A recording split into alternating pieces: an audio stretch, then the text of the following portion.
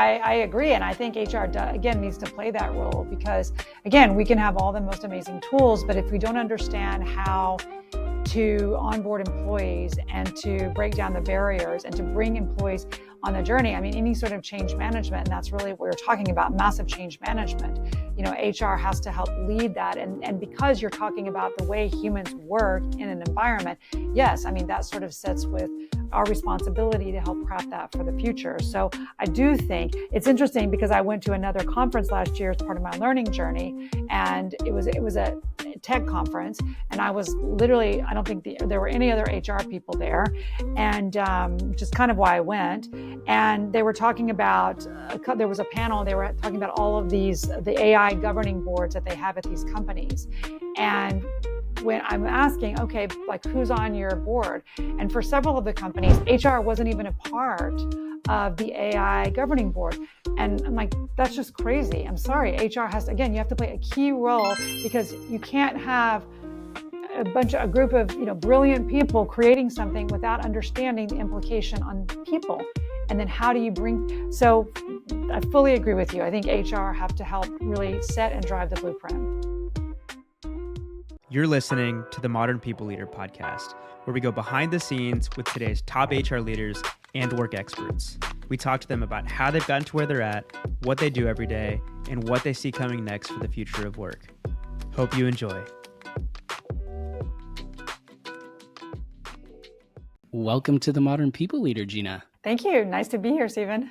I feel like it took us a while to get this on the calendar. That's the way it is. And we have been super excited. We're admirers of the brand. And it turns out you're doing some really cool things, in the people space, in AI, in other areas. So we're super excited to talk to you about that today. Thank you. Yeah, I'm super excited. I mean, thank you so much for inviting me to be on your podcast. And I'm excited. I'm always excited to share information about our group, our people, and just talk to other HR professionals. Well, before we jump into what we're here to talk about today, we have a tradition. It's called Good News Stories. We all share a personal or work-related story. It's a way to kick things off with a little positivity. And we prefer for our guests to go first. But if you need some time, we can probably fill it for you. Well, I guess I would speak more about the personal side because, I have two seniors. I have a daughter who's a senior in college and a son who's a senior in high school. And my daughter just went back. She goes to the University of Colorado at Boulder. So she just went back. I don't know if that's actually good news. I mean, for me, in a way, because I'm very sad to have her gone. We had a great time being together this summer. But it's definitely cool to have two seniors. And I'm just so proud of both of them. And so I guess that's sort of my good news right now. Feeling proud of them. Yeah, Daniel, do you want to go next? Yeah, I'll keep it going. I'm going to stick with the parenting theme. I'm at the beginning of that journey, and Lena is 3 months old as of last week, and she has officially graduated from the bassinet to the full crib. This is good news, but also kind of sad news. We took our first trip without Lena this past weekend for a wedding, and she survived. The grandmas were able to take care of her. She didn't give them too much trouble. The reason we moved to the full crib instead of the bassinet actually is because we get all of the Nanit notifications from the camera, and she woke us up in the middle of the night and she slammed her head against the side of the bassinet because she moved so much. And so yeah, she's growing, she's hitting all the milestones, and she's smiling a ton. She's such a smiley little baby, and she likes all of my animal noises and impressions. So I'm having a lot of fun. Oh man, enjoy that. That. Well, it does go fast. So fast.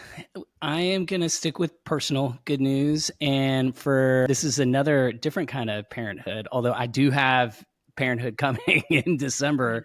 For the dog owners and the dog parents out there, they'll be super thrilled. We are officially dog owners, and this is my daughters don't know yet, and they love dogs. When their mother and I divorced, that was related to dogs, that was created optimism because I'm a fan of dogs. Their mom's a cat person. And so the deal was we'll get a dog, but I need you to be a little older and help out, blah, blah, blah. Well, then fast forward a few years later and I met my now wife, And all of those, the optimism came crashing down because my wife is allergic to literally everything, like No. peanut allergy, like allergens. And so long story short, we found, I guess they take a golden doodle and they breed it with a poodle, and it makes it even more hypoallergenic. And we've had a couple of test runs with the dog. We hive free, so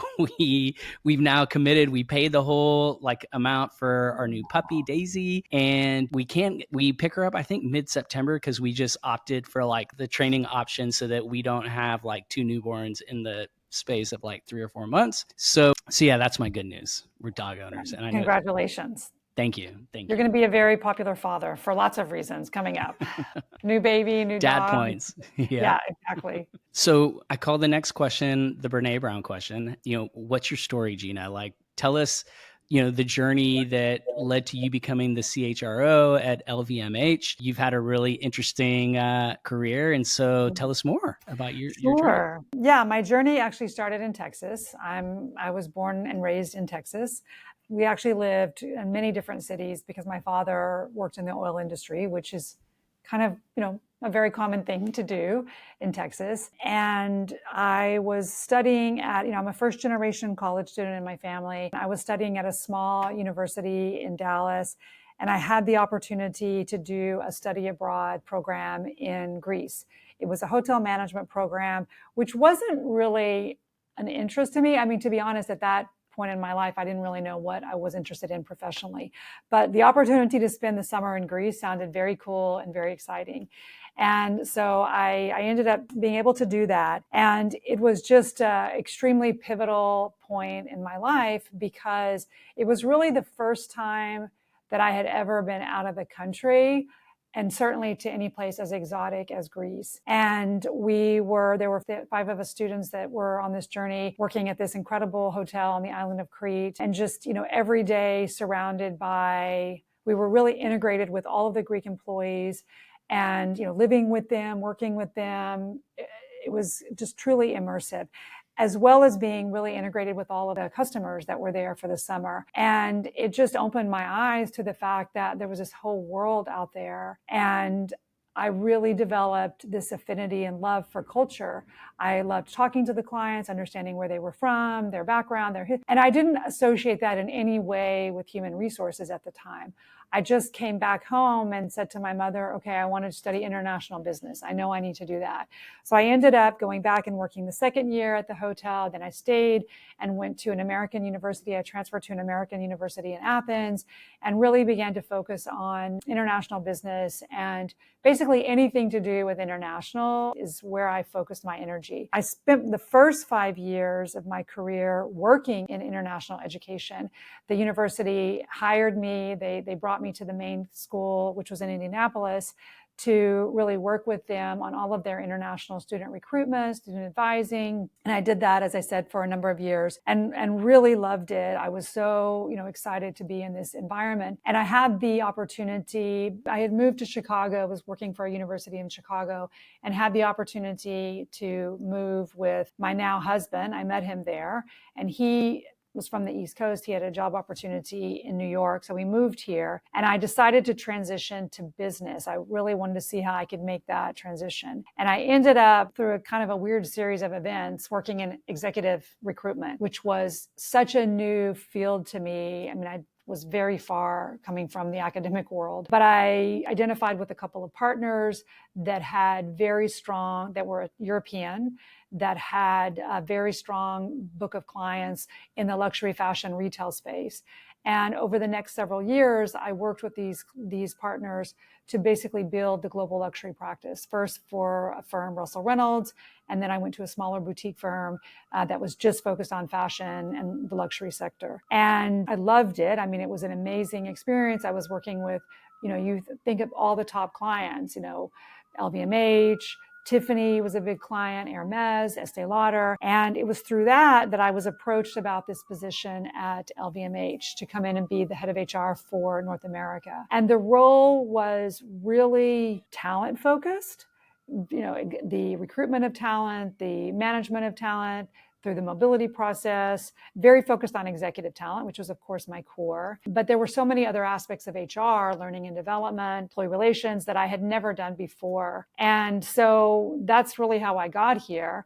But in a way, how I really got here was because I met this amazing woman who was the CHRO of LVMH in Paris at the time, who frankly just took a chance on me and gave me this incredible opportunity. She saw what the strengths I had and how they could translate into the work that she was trying to do and what she wanted to drive for the region. But she also saw the potential. And it was really, as you can imagine, that was 14 years ago. It's been an amazing journey, which we'll talk a little bit about the things we've done. But it really started with that trip to Greece, that when I look back on it, yes, my passion was people and culture. That's where it was first defined, which is what HR to a large extent is, I think. It's what we do, people and culture, for Exactly. sure. And so there's one thing, I think I saw it in your LinkedIn profile, but a fun fact that people don't know about me is I actually, over the course of my life, have been really into fashion. That's not my life today, but I probably watched 8 seasons of Project Runway. And I think I saw that you're on the board of governors at Parsons School of Fashion. Is that? Yes. What is it like Parsons School of Design, what is it like being on a board of governors for one of the most famous schools of design? One of my favorite conversations that we've ever had on the podcast was with Melanie Naranjo. She put something so simply: HR isn't about optimizing for compliance. It's about optimizing for people, for culture, trust, and workplaces where folks actually want to stay. That's why I'm such a fan of what Melanie and her team at Athena are building. A couple years ago, she summed it up perfectly on the show. Think about all the required stuff in life that isn't fun. Applying for a driver's license, filling out financial aid forms. Now, imagine if those processes were easy, even enjoyable, and you actually learned something from them. That's what Athena does for compliance training. They take on the tough topics like harassment prevention, workplace violence prevention, code of conduct, and make them actually engaging. Unlike the boring, outdated trainings that frustrate employees and executives alike, Athena delivers content that's modern and impactful. We're talking 200 plus courses in 100 plus languages with a 93% learner positivity rating to back it up. And for HR, it's just as easy. Training runs on autopilot with automated enrollments and reminders. There's even a built-in hotline and case management system to help create a true speak-up culture. Done right, like with Athena, compliance is more than a box to check. It's a way to reinforce your values and build a stronger workplace. Go check them out at goathena.com/MPL.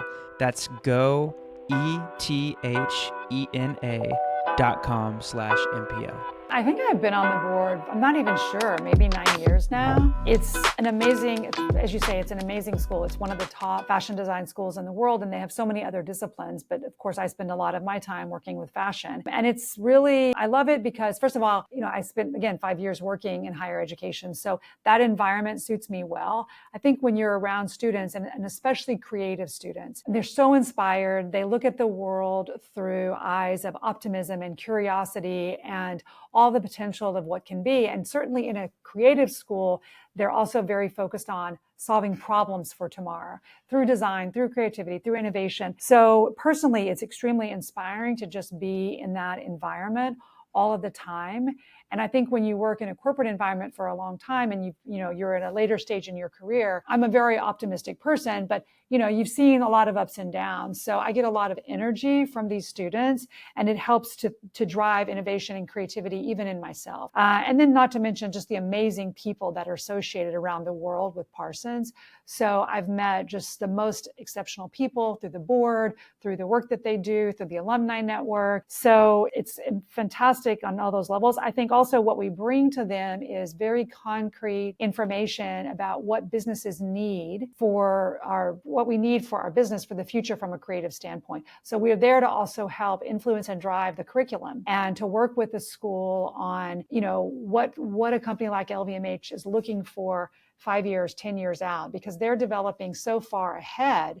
So we really have to work together between the corporate world and the academic world to really prepare the students for the future. And so I also get a lot of energy out of being a part of that process that's so forward thinking and forward looking. That's awesome. I feel like that's missing at a lot of universities. I went to University of Texas. I was in the advertising program, and it always felt like they weren't getting real input from agencies or the actual businesses that we were going to go work for after school. And so, yeah, that's Steven has a note in here, dream job. Really is. That's awesome. I feel like almost everybody is familiar with LVMH, or at least some of the brands in the portfolio. I actually didn't know how big the portfolio was until like maybe, I don't know, a few years ago. I have a friend that worked there for a couple of the brands for like 8 years, and he was explaining to me all of the portfolio, and I was pretty blown away by some of the names in there. So share a little bit more about that. Like what all is included under this umbrella, and what's something that people maybe don't know about the company? Yes, I mean, it's an 85 billion year old company. It's headquartered in Paris. The actual LVMH group itself was formed in 1987. So to your point, our brands have been around in some cases hundreds of years, but the group itself is still a fairly young company. Again, 1987. And that's been one of our missions, by the way, in North America, is to really create awareness, particularly from an employee side of LVMH and what LVMH stands for, and from a value standpoint, and all the different brands and business units that are part of our ecosystem. Because we think that the more people know, the more prospective employees know how rich the ecosystem is, that's going to be a key differentiator for us and our ability to recruit the top people.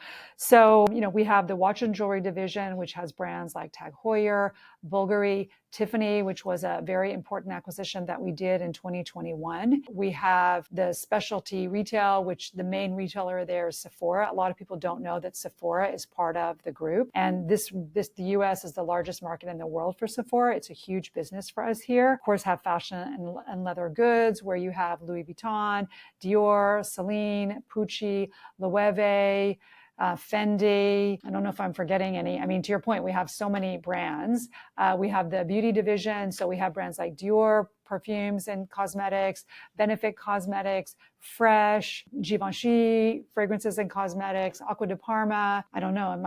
Again, we have so many. And then we have, I said, watches and jewelry, perfumes and cosmetics, fashion and leather goods, specialty retailing, and wines and spirits, of course, the MH part. So and when you look at MH, you have Dom Perignon, you have Krug Champagne, Ruinart Champagne, Glenmorangie, Sir Davis, which is a new whiskey that we built and launched with Beyonce last year, which has been an incredible success for us. Armand de Briac, which is a champagne brand that we also partnered with Jay-Z on. We have Moet Chandon, of course, which is a very iconic and important brand for us. So it's a house of, a group of 75 different businesses within the portfolio across multiple business sectors. And I think what people sometimes are surprised when they join the company or when they spend time interacting with LVMH is the humility of the people, because sometimes there's this perception that it's this super exclusive luxury brand. Well, actually, we're an organization that's really comprised of people who are passionate about the brands we have, passionate about the work. Our brands have so much historic resonance and just so much history. And so our employees really feel so proud to be a part of the story of these brands. We're like a small part of these brands that, again, have been hundreds of years old for some cases. And so there's a lot of humility in trying to recognizing that we're fortunate to work on these beautiful brands, but we have an obligation to uphold the values and the, everything that makes the brand, the uniqueness and the specialness. There's a huge responsibility that goes with that. And we really take that seriously at LVMH. I'm not going to lie. Before our prep call, I was a little intimidated. I was like, we got the LVMH, CHRO. And yeah, I think you nailed it. Like, very humble person. I think of the people that I know that have worked there, and it's like down to earth, like good people. Sorry, Steven. I know I jumped in out of turn. No. It's totally fine. Like, I kind of want to use this as the launchpad for our conversation. 85 billion. And did you say 75 different brands? Yes, within approximately 75 different brands in the portfolio of the group. And I've worked for some pretty large companies, Ernst & Young, large accounting firm, global, Goldman Sachs, large investment bank, global. And in my experience, I mean, it's really hard to grow a business. And I've been an entrepreneur for like a decade. And so growing a single business is one thing. Growing a business that is comprised 75 individual companies is a completely different scale of challenge, and it can be really hard. Managing people and culture for one company is really, really hard. Managing it for all of these different companies and brands, some that have 100-year histories. Where do you even start to think about culture and people strategy at an $85 billion company with 75, maybe even more different brands? Like, where do you start? The business model of LVMH is absolutely one of decentralization, right? Okay. And that's absolutely the vision of, our chairman and CEO, Mr. Arnault. And there's a couple of reasons why. One is because we have these unique brands and we want to do everything we can to maintain the uniqueness and the integrity and the history of every single brand. And we want both our employees and our customers to have truly unique experiences that correspond with the culture of that brand. And so we don't want to homogenize the group or try to harmonize things. It doesn't make sense. We have to maintain the individuality of every single business. So in a way, you have micro cultures. You do have micro cultures within each of the different businesses. And we continue to cultivate that. We want that. The other reason is because we want our leaders and our teams to be really accountable. It's a very entrepreneurial organization. That's one of the values of the group. So we want the CEO of every brand and their team to have end-to-end full accountability and responsibility for the P&L of that brand, the way the business is managed, the way employees are managed. So we sacrifice some efficiency maybe for accountability and empowerment of our people and our teams. So those are the two of the reasons. Now, if you look at the group in aggregate, we have common values. Our common values are in creativity and innovation, entrepreneurship, excellence, and the focus on giving back, people, community. These are the values that bind us as a group. Our core value for all the maisons, the houses as we call them, is people make the difference. That's the number one core value. And then we have the other 4 values. So all of the brands correspond to those values. But to that point, the way that those values are manifested is really the leader of those businesses are able to make those decisions. So I think it's the framework of the group. And then everything we do, either at the group level or at the division level or even at the business unit level, corresponds to those values and aligns with the values. And I think that's the way that we create this common ecosystem and way of working. But it's definitely, it's unique. There's no question it's unique. But I think if you look at the success we've had, it seems to be the formula that works really well for us, for our employees, for our clients, for the businesses. And yeah, we're really proud of being able to manage this complex matrix ecosystem, I would say. And I feel like that's the perfect transition into the main topic that we want to talk about today, which is creating an AI strategy at a company like LVMH, which has 75 different brands. And is it maisons? Is that right? Or is Yeah, that houses? Yes, exactly. That's the French. I mean, we would say either brands or maisons, but normally, so either one works. Yeah, so you have all of these. Daniel trying to get fancy. Yeah, that's what happens when you're with LVMH. Just naturally happens. We all get a little bit more fancy. Yeah, so you have all of these different maisons, but at the same time, we have this new technology. Let's call it AI. I mean, there's a lot of it's automation. You then have generative AI. You have workflow automation. It seems like every day there's something brand new that we're having to figure out in the work context. Yeah. And so something you mentioned when we met up a few weeks ago was that you've put together this cross-functional AI task force. And so I want to dig into that. Who's a part of this AI task force? Well, I guess first, what was the inspiration for pulling this group together? Well, just to clarify, it's actually an HR AI task force. Okay. So I started with just HR. And really what started it is, if I'm just to be totally transparent, I was invited to speak at the Wall Street Journal conference and with one of our partners, one of our not-for-profit partners. And the topic was on AI. And I kind of felt, wow, I'm not really equipped to speak about that. I need to educate myself. I need to become much more informed.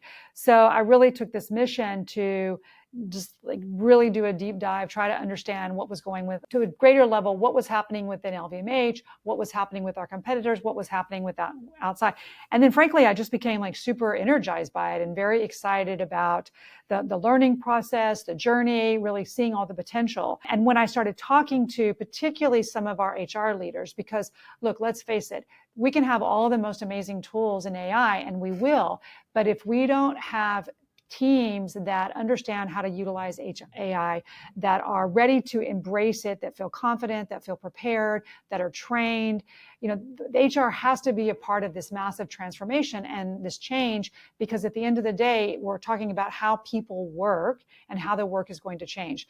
So I really took it upon myself to say, it was kind of like that whole Wall Street Journal conference became for me a call to action. What are we doing within LVMH? So I started speaking to some of the HR leaders. We definitely have AI tools. We have AI training programs that our digital and tech teams created. But when I started digging into it, there wasn't a lot happening. We had very few employees that were actually using any of the tools. So, for example, we have an AI training platform. We have 44,000 employees just in North America. We had 11,000 who had signed up, but yet only 1,000 had actually gone through the training. So I put together the AI task force trying to get more information from different HR teams as to what do they see as the challenges? What do they see as the issues? I mean, to your point, Stephen, how we work with the brands, we have to work almost as a unit in some cases, especially this. We come together and use the collective, brain power to figure out what's happening and how do we solve this together, because we're going to be much more effective if we come together as one, as opposed to everybody just off trying to do their own thing. So that's sort of the origination. And it was in my being ill-equipped to speak at a conference that made me not want to feel that way anymore. Well, and got me excited about the topic. It's really interesting to sit on like this side of the mic and, have so many conversations with HR leaders, but this seems to be a theme in a lot of origin stories. When we talk to HR leaders, like, what was the spark? Like, there are a lot of HR leaders that are still wondering, like, where do we start? How do I engage, IT? And what about all these compliance issues? But then there's this other group of courageous and brave HR leaders. And when they give us their honest response, they're like, honestly, it was this event or this question or this problem. And, we just dove in. There's an individually compelled to like learn more. And that seems to be, what we're hearing from the organizations that are finding success. And so you have this spark, you bring together your HR leaders from various brands. Tell us a little more, if you can, like what were in that initial meeting? What did the conversation look like, and how has it evolved as you've and I'm guessing it's relatively new, so there might not be the how it evolved may still be TBD, but like just share with us like behind the scenes, like how have you met? What has the cadence been, et cetera, et cetera. In our recent episode with Helen Russell, the Chief People Officer at HubSpot, she said something that really stuck with me. We're in this wild, wild west moment in HR tech. Teams are testing tools, experimenting with AI, and all of it's happening at lightning speed. But the real problem, most HR tools out there are clunky, outdated, and frustrating. They're stuck in 2019, and they just don't support HR's role as the driver of team performance and engagement. That's why I'm excited about WorkLeap. It's a simple, AI-powered talent management platform that keeps performance moving with one continuous rhythm of pull surveys, recognition, and performance reviews. No spreadsheet limbo, no year-end memory tests, just the right conversations happening at the right time. And it actually works with the stack that you already have. Slack, Teams, your HRIS, and so you get value from day one. If you want to experience what modern HR tools can unlock for you, just go to workleap.com/MPL. That's workleap.com/MPL. Yeah. Well, it's interesting because I didn't really I went to the brands to get nominations. And you wouldn't be surprised to know it's a very diverse group of people that either nominated themselves or were nominated.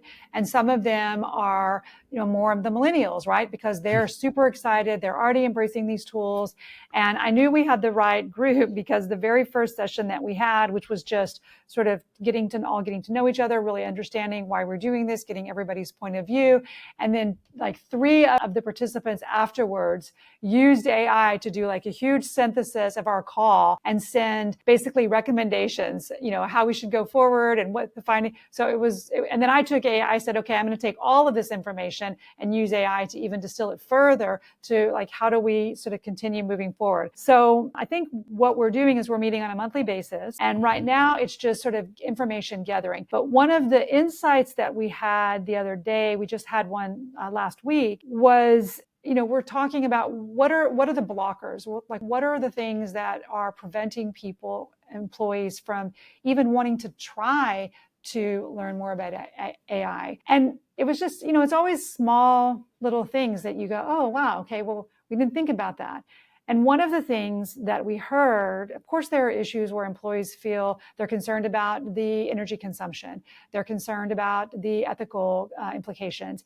But one of the concerns that our HR are hearing a lot is that employees feel that by using HR, they're cheating. They're not doing the work themselves. They're taking shortcuts. It's kind of like using a math and calculator class. You're not really supposed to do that, right? Yeah. And so we said, okay, we need to change the narrative. We actually need sort of a marketing campaign that really communicates to employees that this is something we want them to be using. We've developed our own AI tools. We have it's called Maya. There are amazing capabilities, and the IT and digital teams continue to upgrade on a very regular basis the capabilities and what Maya can do. But we really need a marketing campaign to express to employees the benefits to them, how this is going to make them more effective, more productive, more efficient. This is going to relieve some of the mundane, maybe administrative or highly technical work, and that we want this. This is a good thing, because part of it is that employees are feeling they're almost, if they do use it, they're almost afraid to say that I used AI to help that. So for me, that was a really aha moment to say, okay, we've got some marketing to do on this. So we have a recurring guest. Her name is Jessica Svan, and we collaborate with her on something called MPL Build. And the last episode that we had with her was on how to create an AI fair use policy. And she was saying the first thing that you have to address is that it's not cheating. Like, you're not cheating. Yeah. The other story that came up was how she was speaking with an HR leader from an advertising agency. And this specific HR leader was totally against the use of AI because I guess they believe that it is cheating the creative process. And so I'm curious, for a company like LVMH, where a lot of it is creativity, and I mean, I guess the question I'm trying to ask, what are the rules? Are there things that people are not, they're still not allowed to use AI for, or do they have pretty much free reign? And if you don't have an answer for this yet, that's okay. Yeah, I think it's complex because we're defining the rules as we go along, right? As you're learning more, you're defining. Right now, we're not using it as much on the creative, although some of the studios are using it to help them. Like one of the things that most of the creative studios do, of course, is they have, inspiration or mood boards. And that's been a very manual process of aggregating all of this information to help them think about what the next collection. There are amazing AI tools that have been identified that are already being integrated into some of the studios to help them do that, again, quicker, more efficiently. And actually, frankly, they can pull from so many different resources and imaginable that a human being doesn't even know exist in some cases.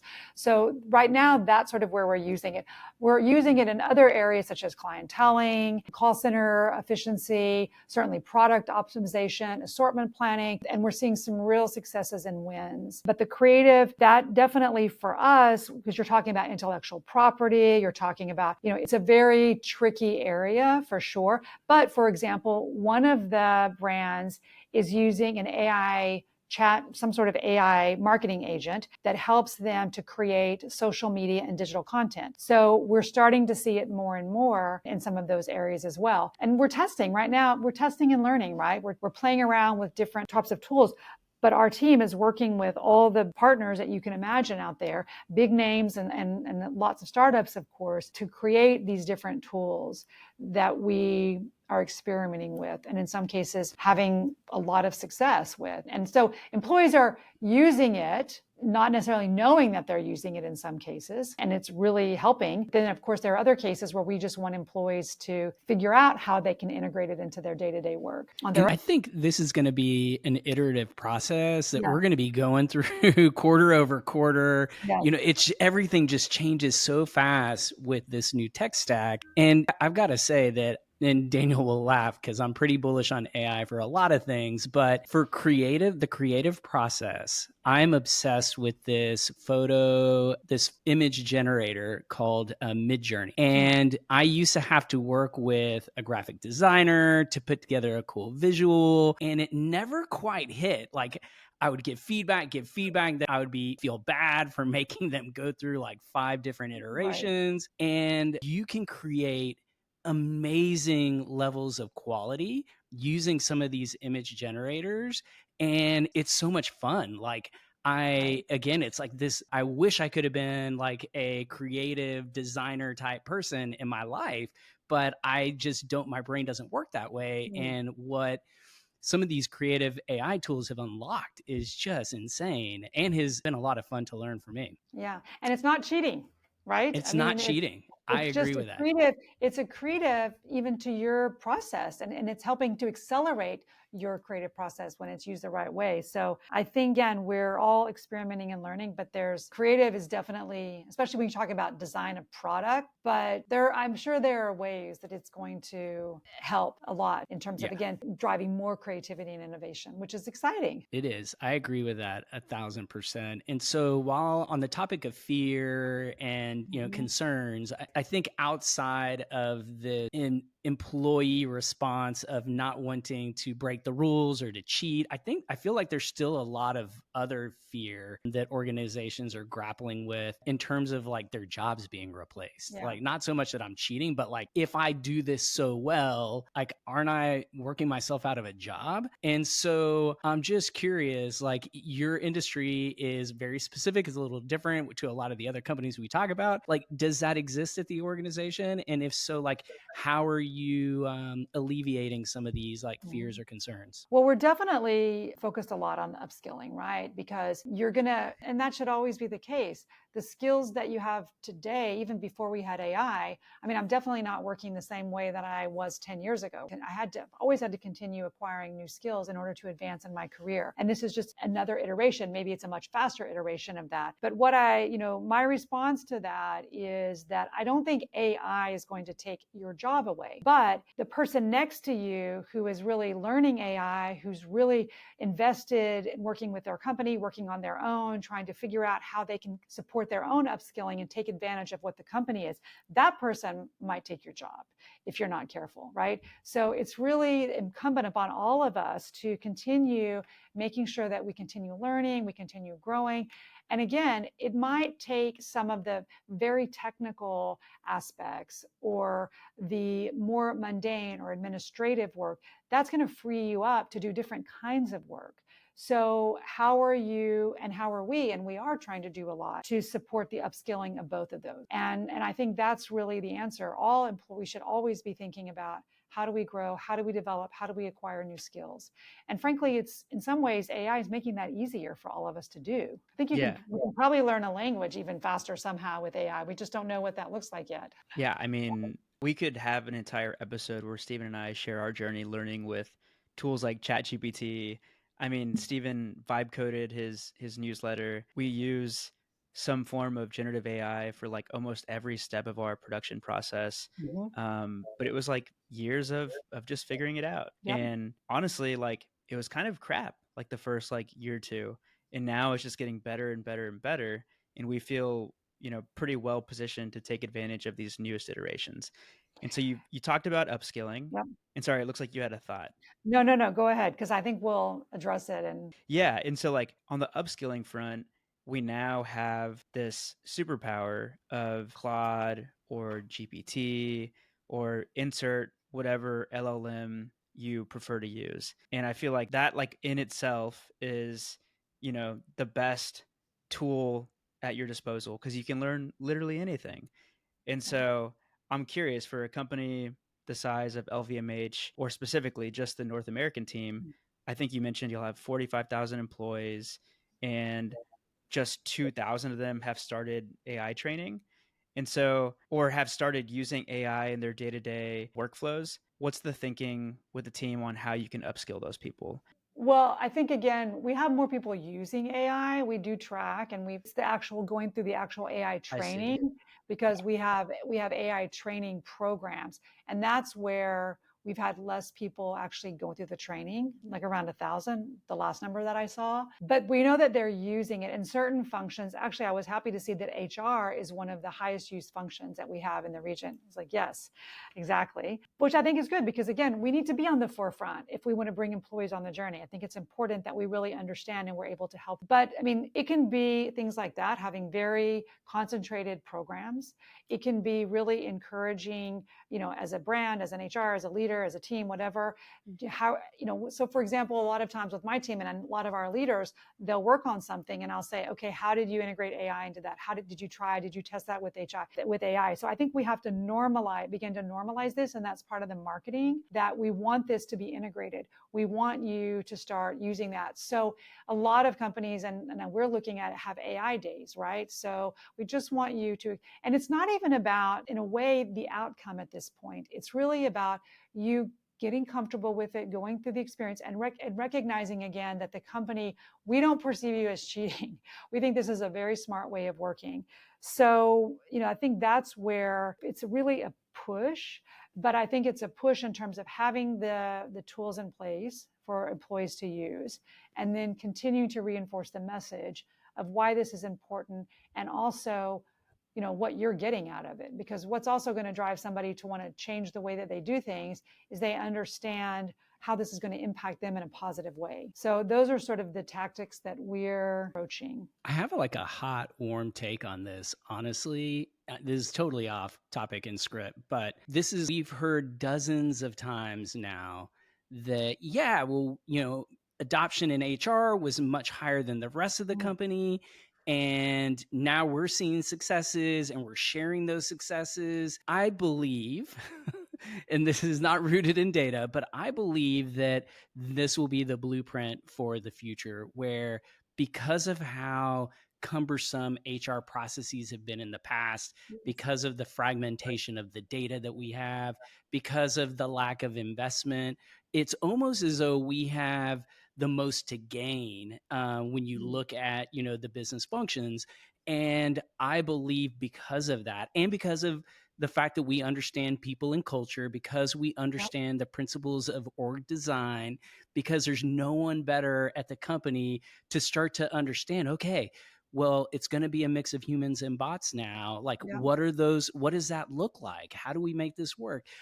I believe that more and more we're going to see that HR creates the blueprint for how AI is used, and that is going to be replicated. It's almost like we come up with like that DNA blueprint for the org, and then it just spreads throughout the company. I don't know if you feel free, No. feel free to call me bullshit if you disagree, but no, I agree. And I think HR, again, needs to play that role, because, again, we can have all the most amazing tools, but if we don't understand how to onboard employees and to break down the barriers and to bring employees on the journey, I mean, any sort of change management, and that's really what we're talking about, massive change management, HR has to help lead that. And because you're talking about the way humans work in an environment, yes, I mean, that sort of sits with our responsibility to help craft that for the future. So I do think it's interesting, because I went to another conference last year as part of my learning journey, and it was a tech conference, and I was literally, I don't think there were any other HR people there, and just kind of why I went. And they were talking about, there was a panel, they were talking about all of the AI governing boards that they have at these companies. And when I'm asking, okay, like, who's on your board? And for several of the companies, HR wasn't even a part of the AI governing board. And I'm like, that's just crazy. I'm sorry. HR has to, again, you have to play a key role, because you can't have a group of, brilliant people creating something without understanding the implication on people. And then how do you so I fully agree with you. I think HR have to help really set and drive the blueprint. And so on the change management piece, the thing I've heard you say over and over again is it's the marketing. Like, how do we get the message out to employees? Because what's interesting is like the tactics that y'all are using to get everybody on board are pretty much the same as what we're hearing from people leaders of companies of 50 employees or 500 employees. So it works, but doing that at scale, I feel like can get pretty difficult. Like I could see, a CHRO of a 50,000 person company listening to this and being like, oh, that would not work for my company. We're just too big in some of our previous episodes. So to hear you say, like, we've done this and it's worked, I think our listeners Well, need to it's hear that. working. It's It's working. working. And And I would say, look at us. I mean, I'm talking about North America, but we're trying to do this with 215,000 employees around the world. yeah. And so on the marketing side of things, could you break down like what this looks like? Does it start as a campaign and then you're hitting them on the different channels, whether it's email or Teams or Slack? Are you putting together videos? Like what all's going into this marketing campaign? Well, we're building it. And because again, that was a new insight. Our little, small and mighty AI task force just sort of had that epiphany that we need to start back at the marketing and change the narrative in people's mind. So yes, that's exactly what we have to do. I think like anything else, it's like an EVP campaign or anything, we actually need to create a whole campaign. We've already started that conversation around, building a campaign and doing communications and writing some articles about why it's important. But again, this was a big epiphany for me that we need employees, we need to be more focused and targeted in so we haven't done it. But that was again the big aha moment on the call that we had, where now we're going to go in and build what is our communication strategy to really ensure adoption and also help people understand that if you're just starting it, you're not behind. Because I think there's also a fear that I'm already behind. No, you're not behind. You're actually right on schedule with everybody else. Everybody's in the beginnings, the infancy stages.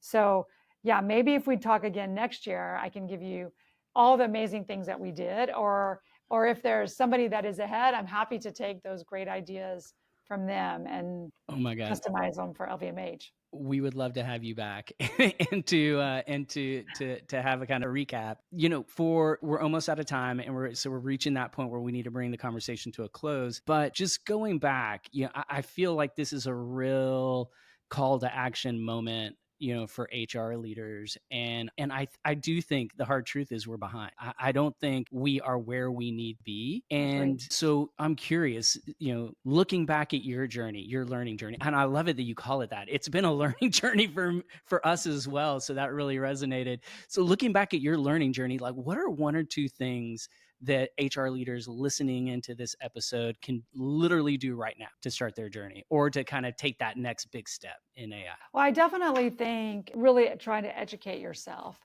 And, there's so many ways to do that because everybody is trying to learn and teach and share information. So I've gone to a lot of different talks. Some of them have been amazing. Some of them have been super boring. I mean, as you're experimenting, you just have to, you'll find the ones that really sort of resonate with you. Google hosted an amazing day for a number of HR leaders here in New York, and that was incredible to go and spend a day with them, to see some of their new technologies that they're developing, to listen to what they see as the global trends and what's happening. So I think we have to really our sort of again learning hat on to go out there and just say, I'm going to be very humble. I'm going to try to absorb as much information as I can. Spend time with your digital team. Spend time with your tech teams, trying to understand. And I do think that this AI task force that I created with, a very sort of variety of HR people has helped me a lot because some of them are very advanced in how they're using and thinking about AI and the tools that they're aware of. And so that has also accelerated my learning. And then I've been listening to lots of podcasts on the topic as well, just trying to educate and inform. I mean, I don't think there's a silver bullet, right? The other thing I just wanted to say, I was going to jump on it, Daniel, when you were talking about like how the journey that you went through and how it took you a long time to get everything right. Think about all the skills that you were developing as you were going through that. And so where everybody's talking about the future of people in an AI tech world, I think the human skills become even more important. That becomes like an ultimate currency because now things like critical thinking, empathy, communication, they're going to be even more on high demand because AI is going to be taking over a lot of the, again, technical day-to-day administrative. So these other sides of the human that AI can't do they're at a premium for us. So actually that's another area where we as organizations need to be developing people, and people need to be developing themselves in those areas, because again, they are going to be in super high demand going forward. I believe. 100%. And unfortunately, we're going to have to go to rapid fire questions. But before I do that, you mentioned you've been listening to some podcasts. I'm going to plug our episodes from the last like 10, 15 episodes. We've had a pretty great lineup of people leaders that have come on and shared their AI journeys, from Helen Russell at HubSpot to the chief people officers of companies like Vercel and Jasper, which are both AI companies. And so I would probably start with those 3 episodes. And Great. Thomas Forstner from a company called CHRO, he's now like their chief people in IT officer. I'm probably messing up his title, but like a lot of the things that we've talked about today, we've talked about before, and everybody has like their own spin on this. So highly recommend going to check that out. Thank you. I will definitely check them out. And so rapid fire questions. We end every episode the exact same way, and that's with 4 questions, and we try to get through them as quickly as possible. And so question 1, what's one piece of advice that you'd give to somebody starting in HR today? HR people are very focused on people and sometimes very focused on business. And, for me, it's an ecosystem that has to work together. We have to be able to balance both and know when the focus is more on the people and when the business. And when you manage that balance, which is very hard, we really saw that in COVID, it works beautifully. But we can never forget that we have a responsibility to both. And it's not necessarily prioritizing one or the other. It's understanding, again, the balance and the timing. I love that. Next question. If your team gave you a superpower nickname, what would it be? I think it would be maybe the Energizer, because I do have a lot of energy, and I try to bring that. But again, I think that's part of our role, is to bring a lot of energy, bring inspiration, bring, curiosity, and really inspire passion in our teams. And it's one of the opportunities and sometimes the challenges of being a leader, because it takes a lot of energy to do that. But I think that's hopefully one of the things that my team would say about me. It's certainly something I try to bring. It's a great superpower to have. I feel like you and Steven are energy. I literally, in our async notes, I typed like 15 minutes ago, she is great.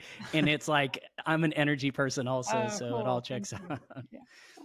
If you could steal one strategy from another company, what would it be? I mean, I'm very happy to steal, by the way, because I think especially in HR, people are so generous in sharing. So I think we're all happy to share. But I guess right now that would be it. Is there a company that is really mastering this in terms of employee adoption and not even just adoption, it's employee engagement on the topic of AI. That's something right now, because it's so top of mind for me, that I would love to find someone who's done it well and see how I can leverage that for our company. I'm sure there are a few names we could share with you. Moving on, last question. If there's someone in the people space that is just really impressing you with how they're pushing the work we do forward, like who should we spotlight? Who should we bring onto the show next? Well, the person I met recently that I became obsessed with is Edith Cooper, who you may know. I don't know if you've had her. She was the CHRO for Goldman Sachs. And before that, she started on the business side of Goldman Sachs. And now she's on the board of Amazon. She's on the board of Pepsi. And she is just an amazing human being, an amazing leader, and just an incredibly inspired, passionate person. She's retired, stepped down from Goldman Sachs, but she's very involved, again, on these board roles. And I think I don't know if she does a lot of pipe, but you should have her. She's incredible. We would love to have her. All right. We've made it. So the final tradition on the show is one word or phrase close. And it's where we respond with just whatever is popping up in our brain as we close out this conversation. Could be anything. So it could be one word, or it could be several. Well, my word is yes. Okay, like let's just try. Like, yes, let's, I feel, especially after today, we just have, instead of saying like all the reasons no and it doesn't work, we just have to go and yes, and we're going to try. I'm going to say be humble and bring passion. Nice combo. I'm going to keep it simple. And I actually changed it when we got to rapid fire. I'm going to go with energized. Because I certainly felt the energy, Gena, in this conversation. Hopefully you enjoyed this discussion a little, because it was great from our perspective. And, earlier, I wasn't joking. You're part of the MPL family now, so we like to bring our guests back. So if you'd be open to do that sometime, we would love to do it. But thank you so much for joining us today. Thank you. I had a blast too. It was great meeting both of you, and I really enjoyed the time that we had today. So thank you so much for inviting me. Thank you. Bye, guys. Thanks for tuning in to another episode of The Modern People Leader. We really, really appreciate it. And if you enjoyed the show, please leave us a 5-star rating. It would mean the world to us. And connect with us on LinkedIn. We want to know what you think about the show, and you can find links to both of our profiles in the show notes. Thanks again for listening, and see you on the next episode.